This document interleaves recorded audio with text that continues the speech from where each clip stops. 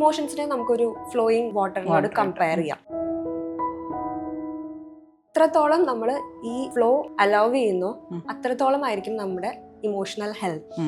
Okay, but നമ്മൾ എപ്പോഴും ഈ ഇമോഷനെ സപ്രസ് ചെയ്യുന്ന നേച്ചർ ആണെന്ന് വിചാരിക്കും, ഇൻവാലിഡേറ്റ് ചെയ്യുന്ന നേച്ചർ ആണെന്ന് വിചാരിക്കും. നമ്മളെല്ലാം ഈ ഇമോഷൻസ് എല്ലാം സപ്രസ് ചെയ്ത് നമ്മുടെ ബോഡി അത് ക്യാരി ചെയ്യുന്നുണ്ട്. ഇതിനെയാണ് സെല്ലുലർ മെമ്മറി എന്ന് പറയാം. ഓക്കെ, നമ്മളുടെ ബ്രെയിനിന് ഒരു മെമ്മറി സ്റ്റോർ ചെയ്യണമെന്നുണ്ടെങ്കിൽ അതുമായിട്ട് അസോസിയേറ്റ് ചെയ്ത് ഒരു ഇമോഷൻ ഉണ്ടാവണം. ഇമോഷൻ ഇല്ലെങ്കിൽ ആ മെമ്മറി അവിടെ നിൽക്കില്ല. സോ ആ ഇമോഷൻ അവിടെ നിൽക്കുന്നത് കൊണ്ടാണ്, ആ ഇമോഷൻ സ്റ്റിൽ നമ്മൾ ക്യാരി ചെയ്യുന്നത് കൊണ്ടാണ് ആ പെർട്ടിക്കുലർ മെമ്മറി ആ ഇന്റൻസിറ്റിയോട് കൂടി എത്ര വർഷം കഴിഞ്ഞിട്ടും വീണ്ടും വീണ്ടും നമ്മൾ അത് ഓർക്കുന്നതും അത് നമ്മളെ ഹോണ്ട് ചെയ്യുന്നതും. അതിന്റെ റീസൺ എന്ന് പറഞ്ഞു കഴിഞ്ഞാൽ ആ ഇമോഷൻ പ്രോസസ് ചെയ്യാത്തതുകൊണ്ടാണ്. ആ ഇമോഷൻസ് എങ്ങനെയാണോ നമ്മുടെ ബോഡിയിൽ എക്സ്പീരിയൻസ് ചെയ്യുന്നത് as physical sensations in the body, നമ്മളത് എക്സ്പീരിയൻസ് ചെയ്ത് കഴിഞ്ഞാൽ അത് പിന്നെ അവിടെ ലാസ്റ്റ് ചെയ്യില്ല. ഇറ്റ് വിൽ ഫ്ലോ, അത് പോകും. പക്ഷെ ഈ പ്രോസസ്സ് മോസ്റ്റ്ലി നമ്മൾ ചെയ്യാറില്ല.